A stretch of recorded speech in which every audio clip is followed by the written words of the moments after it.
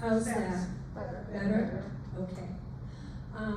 Welcome to Recycle Right. Some of you may know me and others may not. My name is Carol Rietzma, and I am an enthusiastic member of the Sustainability Committee. First of all, I wanted to hold up a few things and get your response on whether you think it's recyclable or not, because these are things that we commonly see here at Woodland Pond. The first one is this. I've been getting this and taking it to my cottage for a long time. Is it all recyclable? What is it? It's the coffee cup. Coffee cup with a hot protector around it and the lid. Yes. Partly. Yeah. We do a thumbs up if we think it's recyclable, or a thumbs down if we think it's not. We can get a taste of that. Yes or no? Okay. It turns out that this part is recyclable. All of this is not. How many of us have seen this? Taking something you haven't finished in the dining room back to your apartment or cottage. Thumbs up or thumbs down? Actually, it turns out that it's probably not, because on the inside there is a very thin film of plastic to help it hold its shape. Right? Okay. This is another one. This is what I got my ice cream in yesterday at the ice cream social. It says on the side, recyclable in the U.S., limited recycling facilities available. Yes? No? Right, everybody's on agreement. This is my fat-free milk container, and on the bottom are the chasing arrows, and there is a number 2. Is it recyclable? Yes. I'm so glad to see so many thumbs up on that one. It Sure is. It is. Number 2 are recyclable. Could you explain the numbers? That's what she's going to do for you. And that would be with the lid. We're going to get into all of that in the Good. presentation. And one more that I'm gonna, since some of you are going out and doing your gardening right now, this is one of the pots that a plant can come in. Recyclable or not? Good, it's not recyclable. Okay? So our speaker today is Angelina Brandt. She is the Director of Sustainability at the Ulster County Resource Recovery Agency. And one of the reasons that we asked her to come here is that there's a lot of confusion about what you can recycle and can't recycle. And we would like here at Woodland Pond to make what we do more efficient. We may not always get it right, but maybe we can do it better than we're doing it right now. So, Angelina? Thank you so much. Well, I'm giving you all a round of applause for taking time out of your afternoon to come and learn more about recycling. It is such a pleasure to meet you and to spend some time with you today talking about my favorite topic. And if you are confused about recycling, you are not alone. But hopefully, with our time together this afternoon, we're going to really help sort through a lot of the common questions and some of the myths that we hear out there about recycling. So I'm really excited to spend the next hour with you. And I also wanted to introduce my colleague Eva Barnett, who's our recycling educator at UCRRA.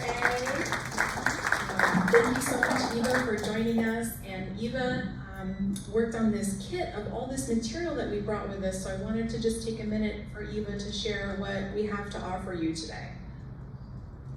Hi, so nice to be here with you all this afternoon. So I just wanted to let you know that after the presentation, I invite you to come up to the table. We have a lot of materials, helpful hints and guides, and some more information about what the Ulster County Resource Recovery Agency does for the county and for communities such as Woodland Pond. And we have recycling guides, food waste reduction guides, and information about events such as our household hazardous waste event that we put on 4 times a year. So after the program, come up and come up and chat with us after the program. Thank you. Thank you so much, Eva. And I do encourage you to stop up at the table later today and grab some information so you can learn more. As I mentioned, we have a lot of ground to cover with you. We have a very ambitious agenda of topics to cover with you, and this class is broken into 3 parts. And we're gonna break for questions after each part, just to split it up and try to help it make it be more like a conversation with you, what your questions are. So to get started, we're gonna talk a little bit about our organization, UCRRA, and you'll learn a little bit more about the work that Eva and I do.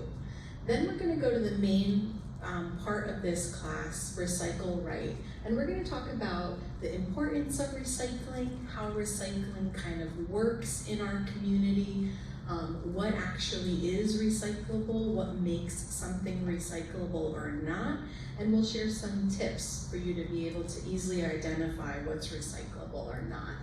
And after a break for questions then, we're in the home stretch in part 3. We're gonna share some ideas and talk to you about some other things that we can do to capture more recycling here at the facility, and some other ideas for how to go beyond the blue bin and talk about reusing and repairing and donating, and maybe even a little bit about composting, because there's truly so much we can do to be better stewards of our planet and to make less waste. So I'm really excited to jump right in with you, and I'll ask that you just think about your questions and hold them until we're ready to break for them. So starting with a little background about our organization, the Ulster County Resource Recovery Agency has been proudly serving Ulster County with our mission for almost 40 years. Our organization was created in 1986 as a solid waste authority and a public benefit corporation. And our mission is to manage Ulster County's waste with a focus on resource conservation. And so in pursuit of that mission, we operate 2 facilities, one in the town of Ulster and one in the town of New Paltz. And we have a variety of recycling programs, composting programs. I'm gonna go into a little bit more detail with you there. But the central part of our mission is to make sure that our waste is managed in an extremely environmentally sound manner. And so in Ulster County, there's a policy called the flow control law. And that means that all of the municipal solid waste, or the bagged garbage that's generated in our county, has to flow through one of our facilities and come into our care as a public authority. And then we manage that waste and coordinate the final disposal of that waste, where it's directed to a sanitary landfill. And so all of our garbage that we generate gets buried in a landfill, in a sanitary landfill, in a very controlled way to protect our environment, protect clean water, clean air. However, this landfill is very, very far away. So I don't know if anyone's ever made the trip out to Seneca Falls, New York, or out past Syracuse a bit, but that's where all of our garbage is exported. And so we make a lot of garbage as a society in America. If you had to guess, how many pounds of garbage do you think you make per person per day? Does anyone have a guess that they want to shout out? 10 pounds, I heard? 5. 5 pounds, I heard. We're getting closer. So the average American makes about 4.4 pounds of garbage per person per day. And that might not sound like a lot, but it's actually twice as much garbage as anyone else living on the planet. Americans are very wasteful. So I want you to imagine a book bag filled up with a whole bunch of heavy books. That's about 5 or 6 pounds. So imagine, throwing that much out every day. So the management strategy for us in Ulster County, again, is that we have to ship that waste a very far distance. And since we make a lot of waste, that's a big job. We end up sending out between 10 or 12 tractor trailer loads of garbage every day. And each one of those has to travel about 500 miles round trip to get to the landfill and back. So I like to share this with people just because it's not a common point of information for people, what actually happens to the things we throw away. It's a very huge carbon footprint, meaning there's a lot of environmental pollution that's created from that. And the good news is a lot of experts in the recycling industry and the materials management industry believe that up to 80% of what people throw away can be managed differently by avoiding that garbage in the first place, making choices that doesn't invite a lot of single-use disposable things into our life. And by other practices that I mentioned, like repairing things when they're broken, or recycling is certainly one of those strategies. So I challenge you all, if you're making 5 pounds of garbage, per day, imagine if, all of us in this room could cut that down by 80%, and how much of a difference that will make on our planet. So that's why I get really excited to meet with people and talk about our work at UCRRA and what we think is possible. And so here's a picture of our recycling center in Kingston, where we process about 12 million pounds of recycling each year. And a lot of the recycling that we process comes to us from our local town transfer stations and from the City of Kingston collection. By a show of hands, has anyone ever used the town of New Paltz transfer station? They have a lovely facility with a beautiful reuse center, and so some of you might be familiar with what I would describe as dual stream recycling. And so we're going to talk more about what that means, but for now I just wanted to show you some pictures of our facility in Kingston, where again we process about 12 million pounds of recycling each year. And there's some fun facts here about how much that is, because that's just such a big number, it's hard to imagine. But if you were to look at just the plastic water bottles that we recycled last year, that's the equivalent weight of 18 school buses, like big school buses.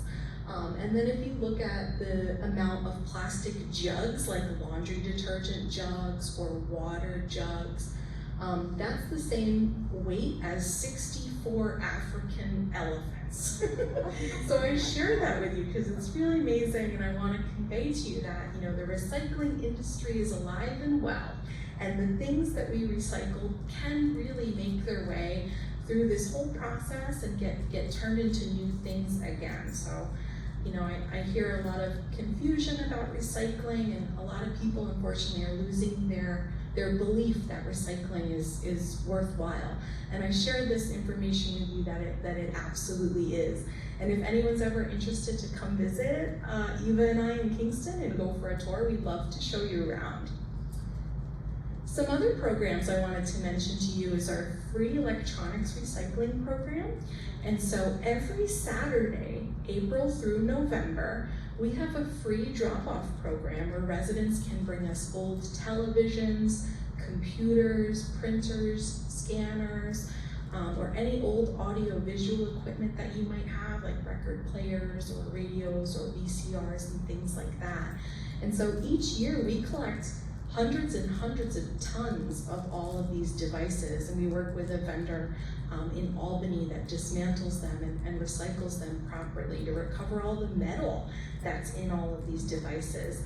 So if you have any of that stuff, crowding up your apartment or your house, there's a free program that we offer. Again, it's every Saturday, April through November, at our facility in Kingston.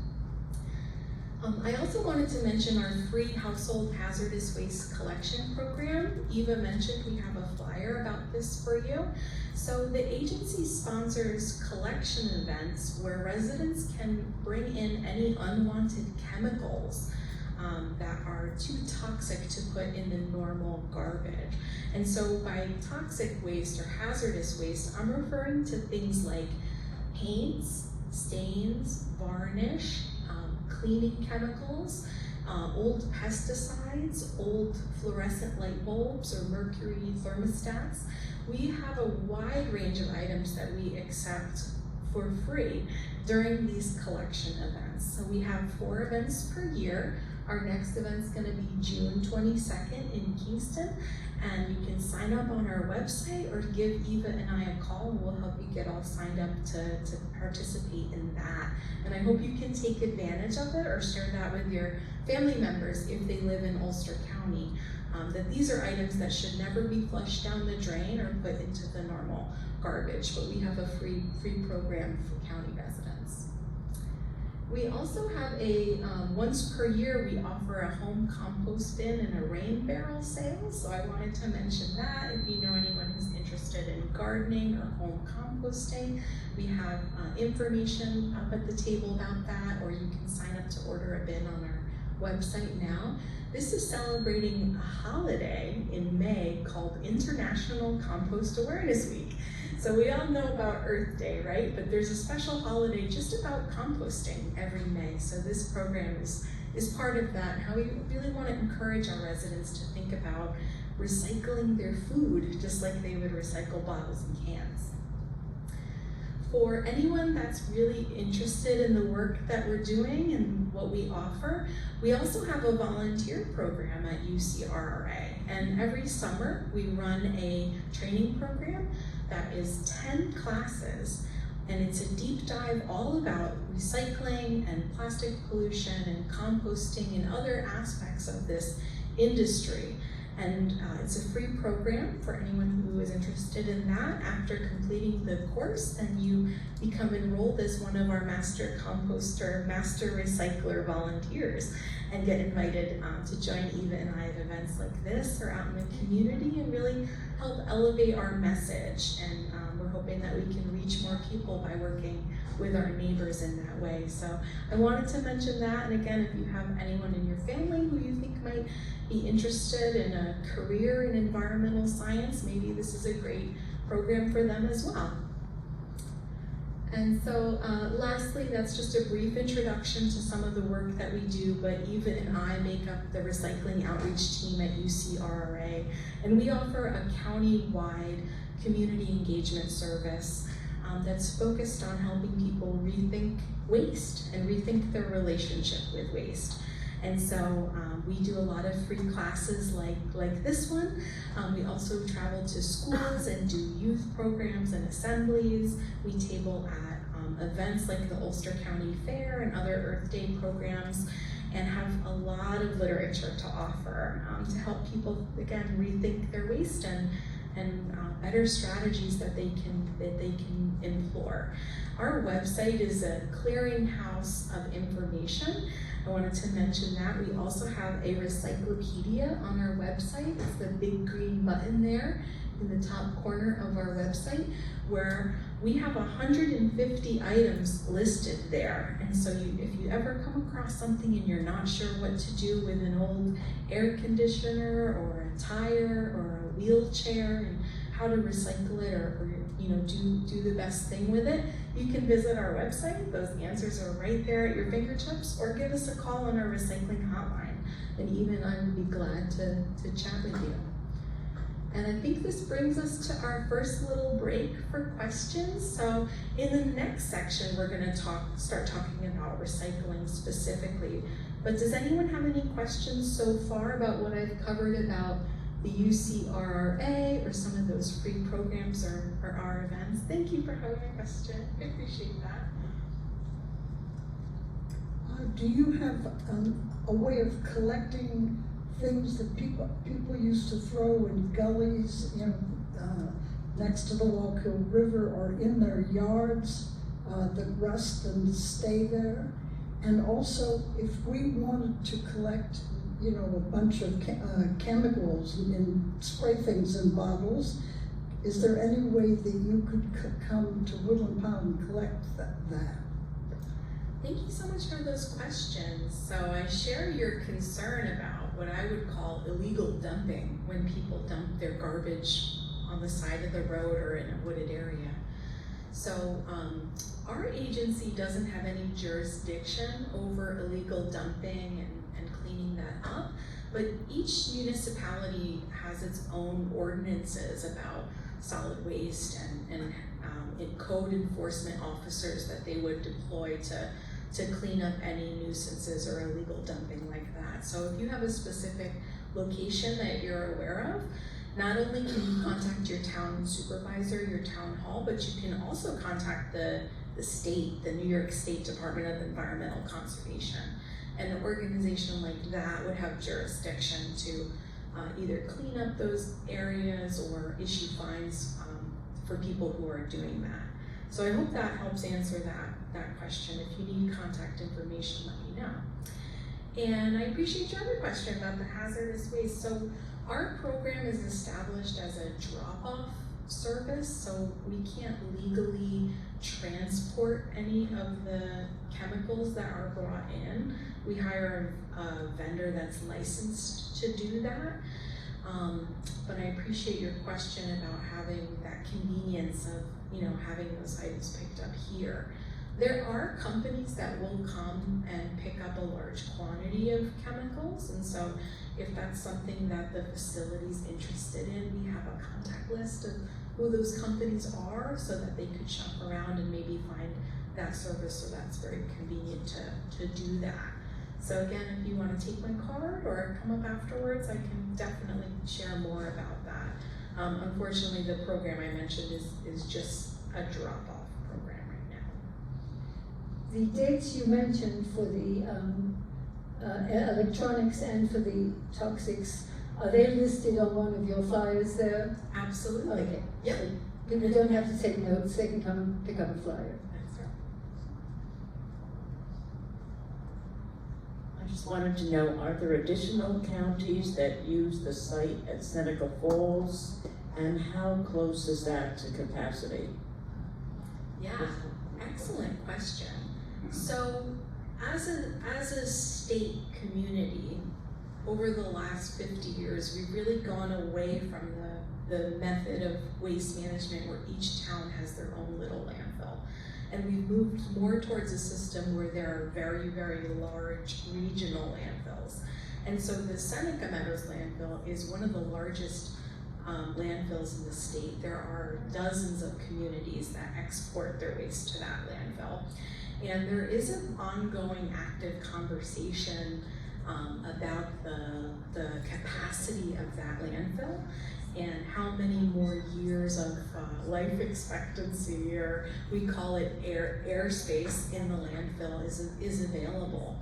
So I know that there's an expiration date on the permit for that facility, that it is slated to, their permit to operate is going to expire. And I know that they are actively working with the state regulators, New York State DEC, and their host community, Seneca Falls, to try to evaluate what the option is to either continue that landfill or start decommissioning it. So I don't have a firm update on the status of that, but it has been discussed that there is potential to continue to use that site for another 20 or 30 years. But in the grand scheme solid waste, that's not a lot of time. So you have a very important question, a very good observation that some of these other strategies to really cut down on waste are not just the right thing to do, but they're critically necessary. Because we won't be able to bury our garbage forever. And if 80% of it, doesn't have to go to a landfill, there's so much more we can do. But yeah, we have a press release on our website from our executive director about some of the work he's doing in that area. And so if you're interested in that question and that topic, again, if you want to take my card, I can point you right to where you can learn more or speak with him about that. Great question. Any other questions? Okay. Well, thank you guys for having such great questions. Let's keep the conversation going. So, there are so many important reasons to recycle, right? And I like to start this kind of topic by just reviewing what those are and kind of frame our conversation on why recycling is just so important to our environment and our economy and then our community, our society. When we are recycling, we're conserving all the raw materials that were used to make all these different objects. So by doing that, we're actually replacing the need to harvest all these raw materials from the natural world, right? And we know that paper comes from trees, and glass comes from sand, and metal comes from different types of ores and rocks and minerals, right? So the more that we're recycling these things, we're creating those inputs for the manufacturing industry to reuse this material that's already been harvested from the natural world. So we're protecting all those natural areas so that they don't have to be devastated even further. And we're also protecting the wildlife and the people, the indigenous people that often live in those areas where we're mining all of these raw materials. So that's a really great benefit to recycling. And by doing so, we're also cutting down on the amount of pollution that's generated from all those processes, right? So transporting all of these raw materials, manufacturing them into bottles and cans and clothing, that all consumes a lot of fuel and water and energy, and recycling cuts down on all of that. When we recycle, we're also saving that valuable space in the landfill, because not everything can be reduced and reused and recycled. So we were just speaking about how it's really important we try to conserve that available space for future generations and for all that stuff that we can't, work out of our lives in other ways. And recycling creates a lot of jobs. In fact, there's 757,000 recycling-related jobs in America, and that represents about $36 billion in wages and almost $7 billion in tax revenue. And recycling supports my job, so I love to promote that. And I've heard a couple people in the industry say when you choose to recycle something, you're creating 10 times more jobs than if you were to throw that same object into the trash. So that's another great way to think about, the power of recycling. And then recycling improves our community. It's been proven that when there's a really robust recycling program, it can cut down on litter in our neighborhoods, in our business districts, and people feel a greater sense of pride for where they live when they have a clean community. And in our work educating the next generation, there's so much that can be said about fostering leadership and good citizenship skills and all of that when we're teaching people about recycling. And then last but not least, it's the law. It's the law. Everyone in Ulster County is required to recycle based on our mandatory source separation and recycling law. And so these are, again, just to frame our conversation about why it's so important, what recycling actually means for our planet. How to recycle in Ulster County. So there are two basic methods of recycling. There's single stream recycling, which means that all of your recyclable items are placed into one bin for collection. And so you don't need to separate out things into different categories. And then there's a method called dual stream recycling, which refers to when you do have to separate your items into separate categories. So you might have a separate container for paper, and then a separate container for bottles and cans, and sometimes you might even have a separate container for glass. And I don't know, many of you may remember a time when we actually had to separate our glass into all different colors, and you had more than 2 bins, I'm sure, in your kitchen. You had, several. But these are just 2 different methods, and increasingly over the last 20, 30 years, a lot of communities are transitioning to single stream, where you mix everything together. And that has had a lot of benefits and a lot of efficiency for the industry. If you think about, and when everything's separated, you need a separate truck to pick up all the paper, a separate truck to pick up all the glass, right? And that actually adds a lot more trucks on the road, a lot more fuel, a lot more greenhouse gas emissions. And so the idea was that if we can mix everything together and separate it out later, we're gonna save energy, we're gonna save pollution, we're gonna save time, and be more efficient as an industry.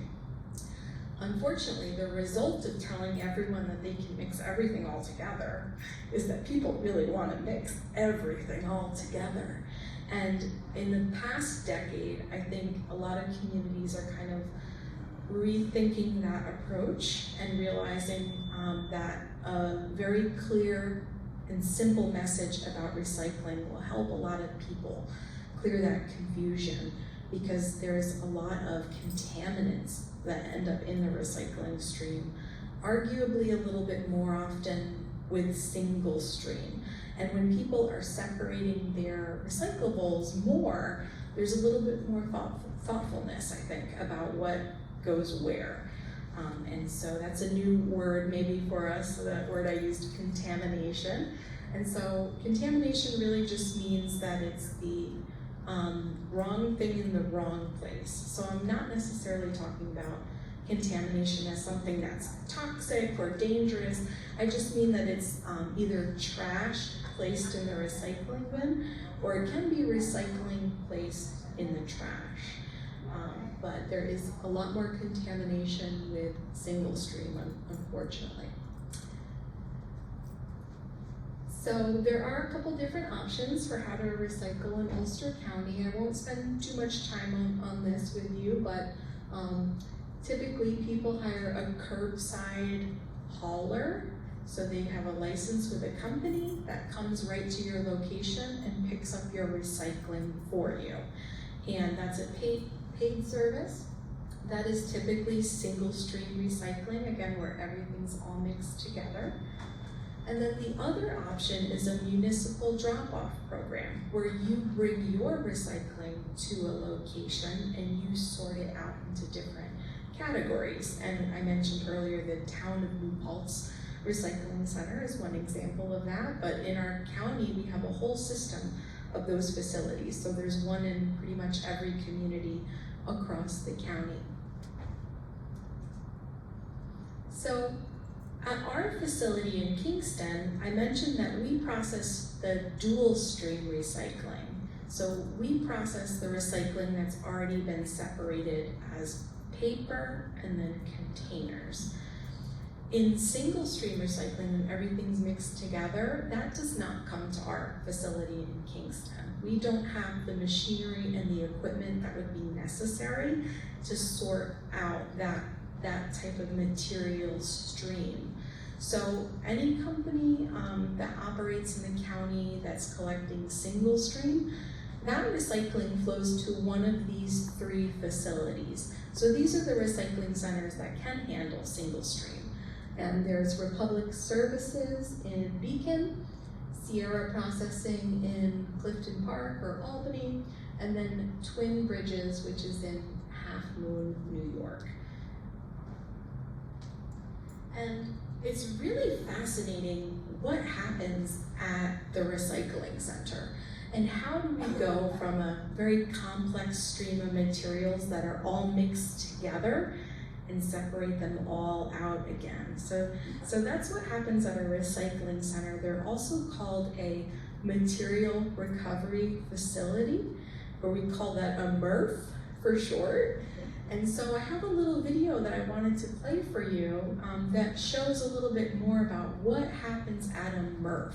What are the types of machinery and equipment that makes it possible for us to take this complex stream of all these things all mixed together and separate them all out.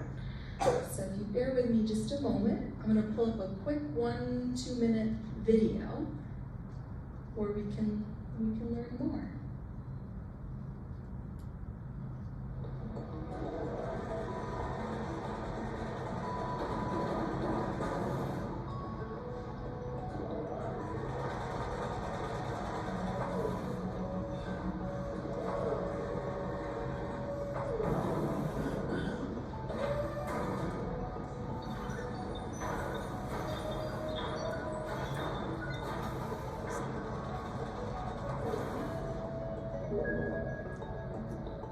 Here at the Materials Recovery Facility, unsorted recycling arrives and is loaded onto conveyors to start the sorting process.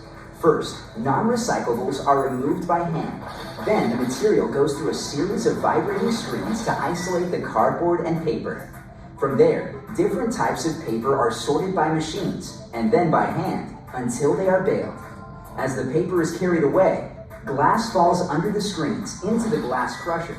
Once crushed, the glass is carried out of the facility on a series of conveyor belts and is dropped into a bunker or large container outside the MRF. At the same time, the rest of the resources continue along another conveyor belt where steel and tin cans are removed using magnets. Next, optical sorters are used to identify plastic bottles and blow a gust of air to separate them.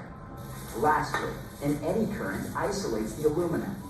Now sorted, the separated materials are baled and then sent off to become new products. Not all communities collect the same recyclable items, so please check with your local Community MRF to see what can be recycled. Check out more info about our MRFs, including video clips, at recommunity.com/education. So I really enjoyed that video. It's short, they squeezed a lot of detail in there. It's complicated, right? How that happens. And by showing you that little video, it's by no way an endorsement of that company or to promote their service, but I just think they did a really nice job on that little video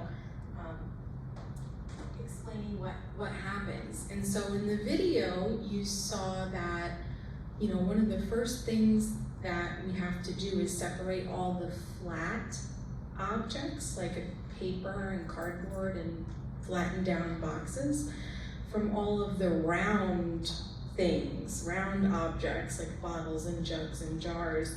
So there's different machinery that can tell the difference between if something there is flat or if it's round. And then there's also equipment that's used to remove any metal objects. We call that an eddy current separator. And think about if you've ever put two magnets together and there's like a resistance there where they want to push apart. So there's machinery like that pulls out any metal objects. And then the speaker in the video mentioned something called an optical sorter. And that's a very sophisticated piece of machinery that uses and measures light to judge what type of plastic might be going past on the conveyor belt. And so an optical sorter will actually shine a little laser down on an object and measure the amount of light that bounces back to the sensor. So it's very interesting, and they're really measuring the density of the plastic by doing that. And so with these pieces of machinery and other types of robotics are another huge growing area of the industry, we're able to sort and separate all this stuff out, and it's just absolutely fascinating. And you don't need to really memorize any of that to be good at recycling, but I wanted to introduce that concept to you, that the machinery and the equipment that's involved in processing all of our wastes, that plays a very big influence in what types of objects can actually go through this system and make their way through all of this equipment. So we're going to continue to talk about that a little bit more in the next couple of slides, and I think that will maybe help. The recycling industry, I think you're starting to maybe appreciate, is very complicated. And for most of us, we kind of live in this area of the recycling world where we just put that item into the bin and our job is done, right? But what happens after that is actually a very complex network of systems and industries and steps. And so that's where we live in what's called source separation. We're separating our waste and recycling at the source that we're making waste and recycling. And then that material gets collected by different private industries and hauling companies. And there's all different types of hauling vehicles and equipment that's used there, and a very robust and competitive industry. And from there it goes to a recycling center, or a MRF, that's our new word of the day, where all of that material then that's been mixed together has to get sorted out. And from there, those recyclable materials are sold into this marketplace where other companies are going to be able to manufacture new goods and new packaging and new things using all these raw materials. And from there it goes back, goods are shipped back out to the consumer supply chain, back out to the grocery store, and we buy that box of cereal again that was made from our recycled junk mail, and this whole system just keeps going and going and going. And so what I want to convey to you is that each of these industries really has its own challenges and obstacles and opportunities for how to innovate and make the recycling industry better. And so for source separation at the top, we need more education. We need to educate people so they know what to recycle, they know where to recycle, and why it's so important, right? And for the collection industry, well, we have challenges with enforcement sometimes, and recycling getting separated, but then getting mixed with trash right in the vehicle. Maybe you've had that experience or that question if you've ever seen that happen. And then from the processing standpoint, we have a lot of safety issues with sorting through the recycling and working in this type of industrial setting where there's a lot of moving parts and machinery and equipment and a lot of contamination that has to be removed from the stream, right? And I can go on and on and on, but then if we separate all those things, we have a good stream of materials. Well, we have to have, again, the manufacturing aspect of companies that are willing to buy those plastic bottles or plastic jugs or glass jars, and that they can use that in their process to turn it into something new, like new clothing or a new bottle or can, or a pink flamingo for your front yard, right? And so they have very specific systems and chemistry and specifications, a certain quality of plastic or quality of this raw material that they need in order to make that into something new. So that's a challenge. And then for the consumer supply chain, I put my challenge up there is just overconsumption. We're buying too much stuff as a society, and we're told that we need to buy new stuff and a lot of it. And so these are all just some of my thoughts about why the system is so complicated, what some of those challenges are, and all of this has to kind of work together in order for that thing to get recycled. And so I hope that's interesting for you to hear about, and maybe you have a deeper appreciation for all the moving pieces going on. And so when I am gonna tell you about what's recyclable or not, you know, I offer all this context behind that just to share with you how complicated it is. And it's not arbitrary that some things just can't make its way through this whole system. It's very intentional. So let's talk more about what makes something recyclable or not. And so again, in order for that object we recycle to go through that whole process and be turned into something else, it has to have the right qualities and characteristics of an object to be able to first get through all that machinery and that equipment, but then also have the features and the specifications that are useful to manufacturing new things. So here are some examples I like to share. The shape of an object can affect if something's recyclable or not. So I have an example there of a coat hanger, right? Now, a coat hanger can be made of plastic, right? And we all know that plastic can be recyclable, but this example, this object is the wrong shape. And it's something that we in our industry call a tangler, because it's shaped in an odd way where it can get tangled around the equipment and the gears and the conveyor belts in this process. And that can be very difficult to correct, again, in this like industrial recycling environment. And it can also be a safety issue for workers to have to detangle all of these types of objects. So a coat hanger is one example. A plastic bag can also act like a tangler, but think about things like a garden hose, or a metal chain, or a leather belt. It might sound crazy, but these are all things that people put in the recycling bin. Again, thinking, well, the material is something that maybe is recyclable, but the shape is wrong. And we're gonna keep coming back to that. Another example I wanna share with you is that the size of an object can affect its recyclability. And so an example there I have is a loose bottle cap. So I think someone else here was thinking about the bottle caps and the lids on or the lids off. So a bottle cap, again, is made of plastic, and plastic is recyclable, but here the size of it is so small that once it goes through all the machinery, all the equipment, all the conveyor belts, all the gears, that object is very unlikely to make its way through the whole process.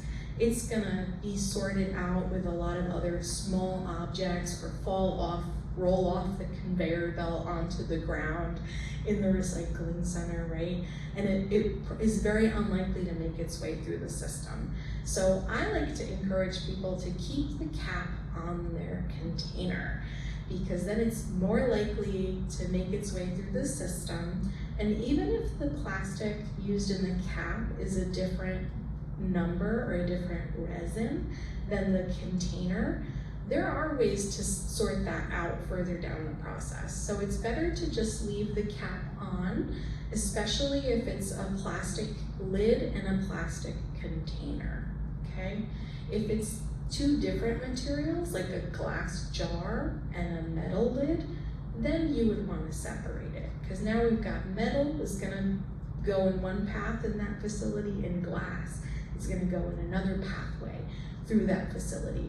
So again, if it's the same material, keep them together. If they're different, go ahead and take them apart.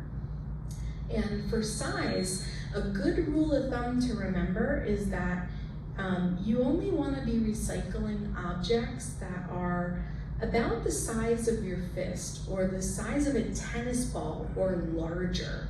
Anything smaller than that might not make its way through this process. So that's why you can't recycle something like a plastic fork or a plastic straw or loose bottle caps or loose shredded paper. So that's way too small to really make its way through. Okay, so we talked about shape, we talked about size. I want to go next to this idea of composition, and if an object is made up of multiple different materials, then that can affect its recyclability. And the example I'm showing you here is a little peanut tin. And if you think about that type of packaging, the lid of the tin is plastic. The body of the container is usually paper, right, or a type of sturdy paperboard. And then the bottom of the container is a metal ring. So here we have packaging that contains paper, plastic, and metal all in one. So that's what we call a composite material. There's more than one thing going on. So unfortunately, that's not recyclable because these recycling facilities are not shredding and separating the different components of things. They're just sorting out, is it paper? Is it plastic? Is it glass, right? So that's an important concept to think about. And then I think color is also another interesting one I want to talk about next. And so in general, when plastics are color treated or dyed with different branding and different types of messaging and labels, that's generally not going to interfere with the recycling process unless that color is black. And so black plastic, in the case of some of these flower pot examples, or another common black plastic would be found in like takeout containers. So those plastics, unfortunately, are not recyclable because they have a very, very low value in the recycling marketplace. They're also very difficult to sort out using those machines that I mentioned called optical sorters, where they shine a laser on something to try to measure the density of it to judge what type of plastic it is. Well, black doesn't refract light as a color. So that is a manufacturing flaw in a lot of plastic packaging and containers that render it not recyclable. So I won't go through each and every one of these examples. I think you're getting the idea. But what makes something recyclable or not is really by design. Is that piece of packaging designed in such a way where it can move through all of this equipment and really be able to capture it? And then do we have enough of that type of material that manufacturers that are making new packaging and making new goods can use it and are willing to use it, and there's a good cost, a good economic factor behind its recyclability. So I could spend the whole class on just this slide, and again, I think you may be getting to really appreciate just what's involved here. And if you're confused, again, you're not alone, it's confusing. Okay, let's talk about those numbers on plastic objects and what that really means. The number that's printed on a piece of plastic packaging is called the resin identification number. So resin is just another word for plastic. So that number is only identifying what type of plastic it is. And there are all different types of plastics that are made with different chemistry. There's different chemical bonds in the structure of that type of material. So the resin number really only indicates what type of plastic it is and is not a good indicator anymore of recyclability. And that is a little shocking for people because for many years, many of us have been moving through our life with that in mind and recycling according to the number system.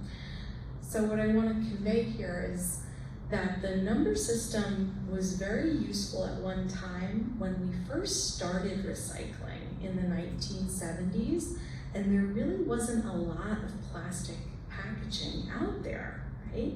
And increasingly, over the last 50, 60 years, we have had an explosion of the plastic industry and so many types of things now being made with plastic instead of paper or cardboard or glass. And so while manufacturers continue to print that resin number on an object, that doesn't necessarily mean that that object, again, has all those qualities that make it really recyclable, right? We talked about shape and size and color, and is it gonna move through this whole system? So I promise you, there is a number printed on a lot of different plastic things. So just because something's made of plastic does not mean that it was, again, designed for recycling. And if you learn nothing else today, which I hope you've learned a lot so far, but if you remember nothing else from our time together, I want you to forget about the number system completely. Forget that you ever heard it. And what I want you to think about now is that the shape of an object is the most important thing when we're considering, is that object recyclable? And so what do I mean by that? If it's shaped like a bottle, a jug, a jar, a tub, a can, those are the shapes that are very, very, very recyclable. They always have been and they always will be. And if we think back again to when we first started recycling, again back in the 1970s, those were the things we were recycling. We were recycling bottles, jugs, jars, and tubs. And so while the industry has innovated and we have a lot more robotics and a lot more optical sorters and magnets and things like that to help us clean the stream, what's actually recyclable has changed very little in that time. So again, bottles, jugs, jars, and tubs. And I'll say it again and again and again because I've got a common little jingle to make that more memorable.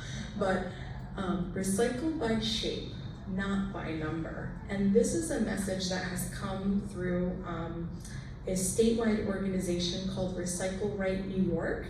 And it's a coalition of recycling professionals all across the state that are trying to put their heads together and come up with a simple message for people on what to recycle, because there's so much confusion about that. Again, so many different types of plastic that are available to people now that was never designed for recycling to begin with. So this is an example of the Recycle Right New York campaign and some of that messaging that they put out.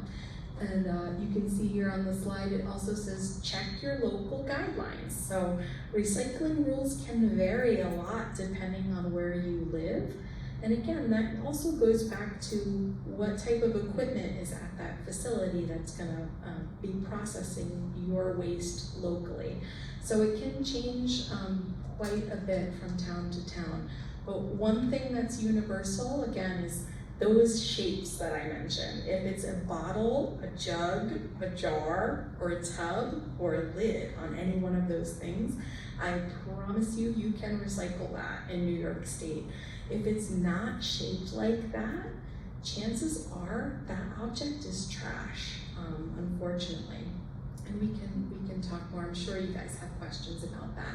But this is our most common question about these pesky clamshells. So a clamshell is a takeout container or any type of packaging that opens on a hinge, like a clam. So this is a paper clamshell. This would also be considered a clamshell. So these are commonly filled with like salads, lettuce, strawberries, things like that. So is this shaped like a bottle, a jug, a jar, tub? No, this is a square box. So again, if you're just thinking about the shape, this is the wrong shape. And I know what you're thinking, but Angie, it's got a number on it, and it's got a number 1 on it. So yes, this is made from the same type of resin that you would make a plastic bottle, and bottles with number 1 are recyclable. But the process to actually make this shape as a piece of packaging is very different than the manufacturing process to make a bottle. And so if you do have more questions about that, I can explain more, but it is a bit of a technical response. Again, if you remember nothing else at all, just remember the shapes. And this object, the clamshell, is in the wrong shape, and that's mostly why it can't be recycled.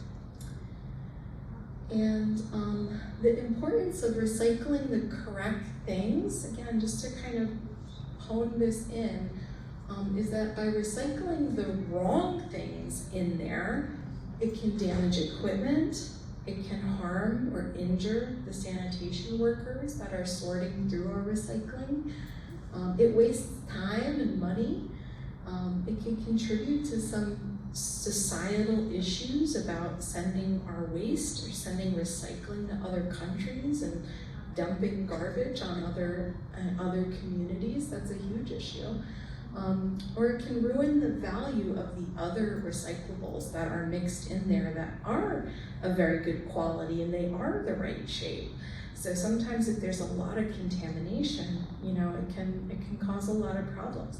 And that's a real picture of one of our local town transfer stations in Ulster County, and all the stuff that dedicated employee removed from the bottle and can recycling. And I think it really is shocking. It's shocking for me still to see just how confused people are about what to recycle.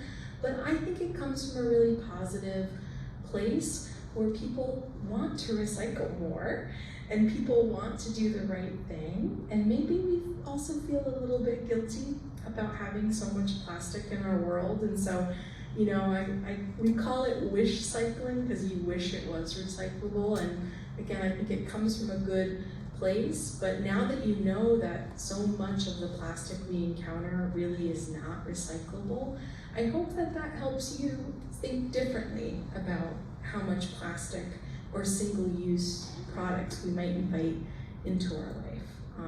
Because there's so much more that we can do to make better choices to avoid a lot of this stuff in the first place. So I hope that you feel inspired by that idea, and that recycling is just one piece of the puzzle.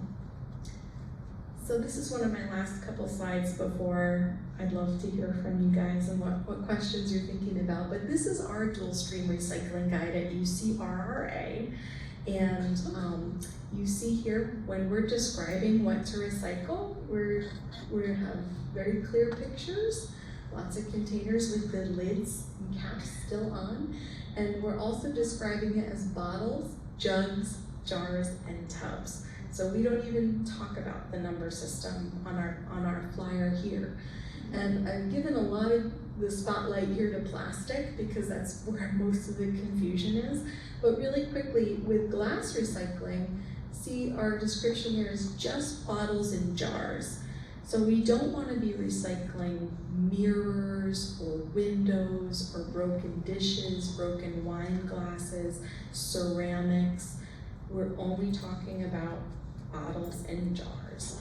And then for metal recycling, again, we kind of want to think about the shapes. So metal cans, both food cans and beverage cans, but then clean aluminum foil can also be recycled. So think about foil pie pans or foil trays. As long as they're clean of any food or grease, you can go ahead and recycle those. And then mixed paper, 99% of the paper that you encounter is very readily recyclable. So I want to encourage you to keep recycling as much paper as possible. Really, the only thing I want to mention here is if the paper is coated, a coated paper product, like the paper coffee cup or the paper ice cream cup or a paper plate. So think about any paper that comes in direct contact with food or liquids. That paper is not recyclable for reasons that Carol was talking about earlier. There's a very thin layer of plastic that's fused to the paper, and that allows that packaging to hold its shape and be able to hold that hot cup of coffee so it doesn't spill all over us, right? Or hold that hot, greasy, heavy pizza so that it doesn't just fall through the box. So sometimes there are different additives or considerations like that when manufacturing paper and products, so that it can have its strength and be able to do what we need it to do. Unfortunately, that does render things more difficult to recycle, but if it's not paper that is exclusively for food and drink, then it's probably recyclable, and I encourage you to do that. We have copies of this flyer at our table up here too, so you can bring it with you and learn more, and hopefully that's helpful to think about the shape. So again, here's another piece of our media where we're really suggesting recycle by shape, not by number. And back to the basics on how to recycle correctly. The containers should be empty, they should be clean, they should be dry, no food or liquids. We talked about the size, it should be a large container, not smaller than a tennis ball. And flatten all your boxes. Make sure there's nothing inside of your boxes when you recycle them either. So with that, this brings us to our next break for questions. Thank you all so much for holding your attention with me through all that. I know I've been talking for quite a few minutes, but I'm dying to hear from you and what you guys think. I welcome any also just reactions or commentary on what we've talked about, what you've learned. So for years, I've been bringing my plastic bags back to the grocery store where there is a bin that says recycled plastic here, or something to that extent. So why doesn't your agency or some agency tell them to cut that out? Because it's misleading. I mean, it seems like, I don't know what happens to them. I guess they don't end up on Route 299, but I wouldn't put them there, but I should just put them in the garbage apparently. No. Did you want to comment on that? Yes. Actually, that's a good idea, because what they do is they bale all those plastic bags together, and then they can make plastic furniture from it. So it does have a purpose. Yeah. Plastic bags you're talking about. Plastic bags, plastic film, like saran wrap, all of that stuff. So I think I have a slide about that. I'm just going to jump to really quick. Thank you so much for bringing that topic into our conversation. What this person's describing is called film plastic recycling. And so not only can you recycle grocery bags, but any other thin plastic film or flexible film, like the case wrap around paper towels and toilet paper, or a case of water, or maybe you have some sandwich bags or old newspaper bag, if anyone still reads the newspaper, bubble wrap, even things like the bag that a loaf of bread would come in. These are all called film plastics. So these cannot go in your normal recycling bin because they're tanglers, right? But they can be recycled if brought back to your local grocery store. And there's actually a law in New York State called the Plastic Bag Reduction and Recycling Act that provides that all grocery stores in New York State have to have a program where they accept all of these types of bags from the public. So if you go to your grocery store, you're gonna go right to where the bottle and can redemption area is, and that's typically where they have a collection bin for these types of soft, flexible plastic baggies and bag type plastics. So what ends up happening with them is there's companies that are specialized in this type of plastic recycling that can manufacture these flexible plastics into some really cool things like park benches, picnic tables, composite decking, called Trex decking and other types of things like that. So yeah, I appreciate your question and how an organization like ours might get involved with something like that.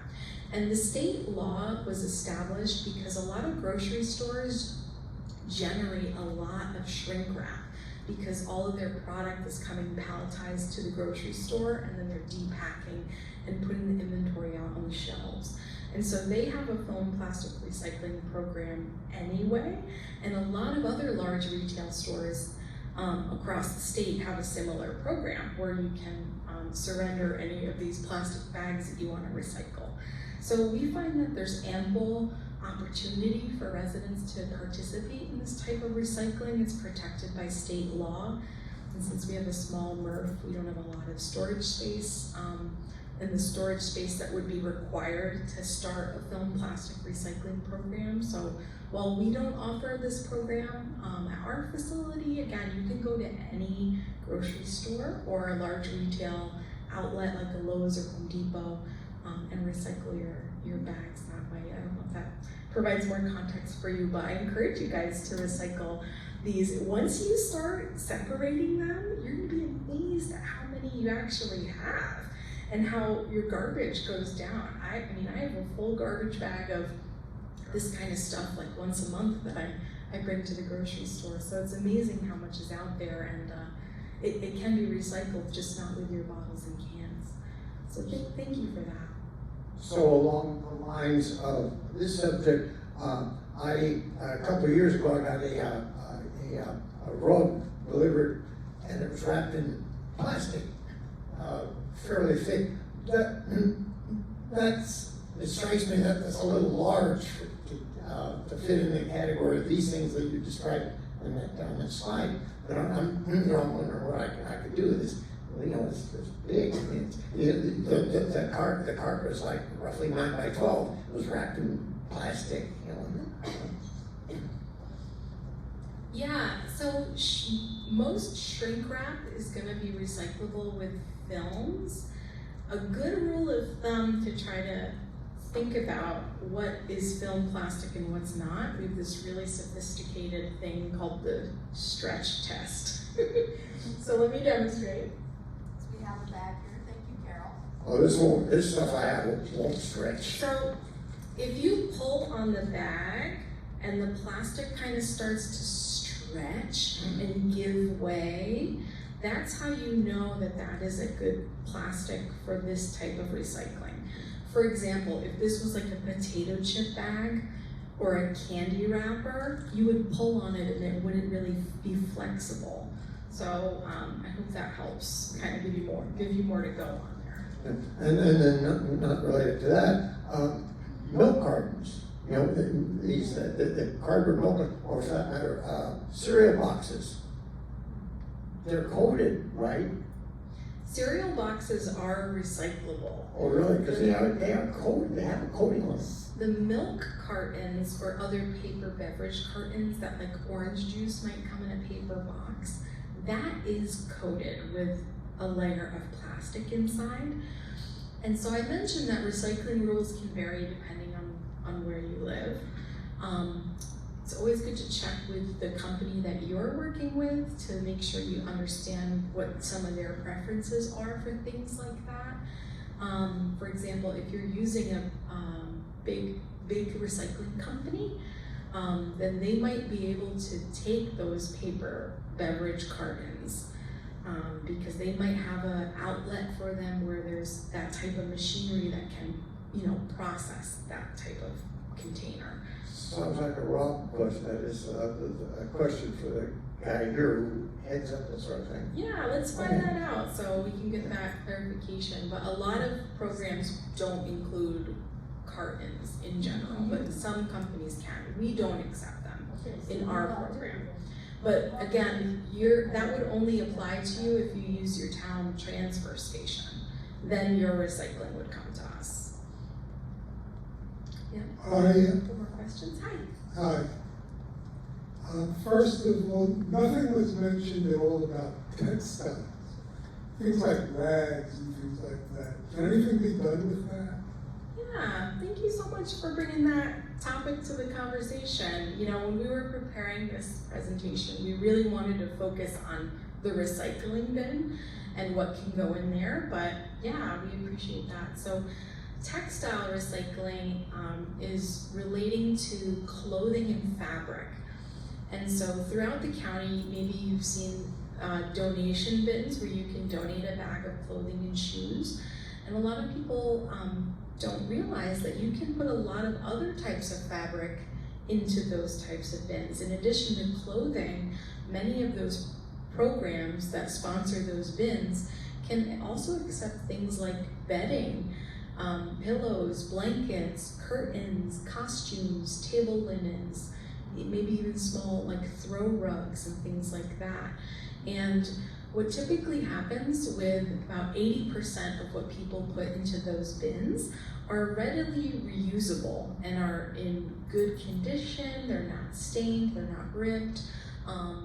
You know, they can be readily reused as what they are again.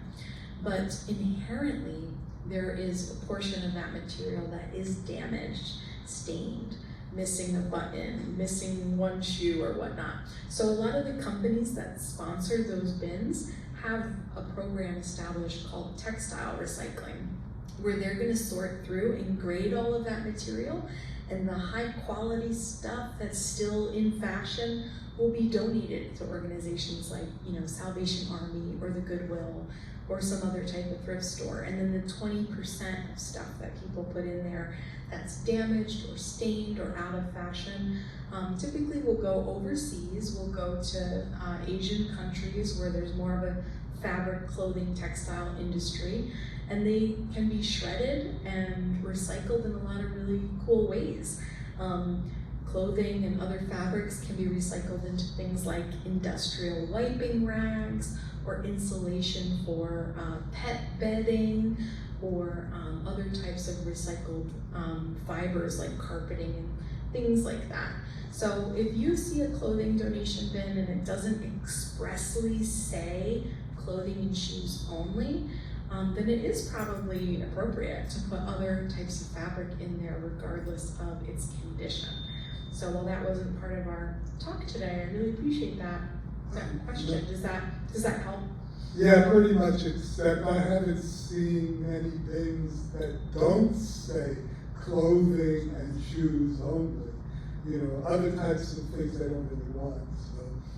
So I have to look around for that, I guess. The other thing is, it's commonly said that as much as 90% of plastics don't really get recycled. So you know, from what you said, I would think that part of that is because of the shape, it's not recyclable. But I wonder, you know, further about the 90% figure. Yeah, that is a shockingly large number. And I honestly don't think that it's that far off, but that number is debated a lot in the recycling industry. And what I wanna, again, bring into the conversation is that so much of the plastic in our world today was never designed to be recycled in the first place. And so while a number like that is really shocking, it's out of context. Because think about all of the plastic that's used in the medical industry. And just going through our experience of COVID in recent years, right? We've seen how much in that type of application, like plastic can kind of keep us safe from a sanitation point of view, with wearing masks and wearing rubber gloves and having safe, you know, medical procedures, and a lot of tools and utensils in the medical industry, again, used to be metal and glass, and now increasingly they're plastic. So when I hear a big number like that, 90%, you know, doesn't get recycled, yeah, I do believe that. But I also think of all the plastic all day, everywhere, I think maybe only 10% of it was designed for recycling, is, you know, made into bottles and cans and things like that. So I'm a little skeptical when I hear those kind of numbers, but I think that it's not too far off. And if it's shocking, then I think can be a positive thing. We've got to really revolutionize our relationship with plastic and convenience, and if we really need that plastic straw or if we can skip it. And I think my big hope for our industry in the next 50 years of recycling is, more responsibility on the part of the manufacturing industry and the companies that are making this packaging. By changing just a couple things about their products and their packaging would make it a lot more recyclable. So that's like a policy-driven direction that I think we're going in as a community in New York State, which is really exciting to be looped into. And I think we have time for a few more questions. Is that? Well, I guess that's coming to where I'm concerned. I would say 90% of my plastics are those clear plastic boxes that fruits come in, small fruits. Is there any pressure on the stores to at least go to the shrink wrap covering rather than those brittle plastics?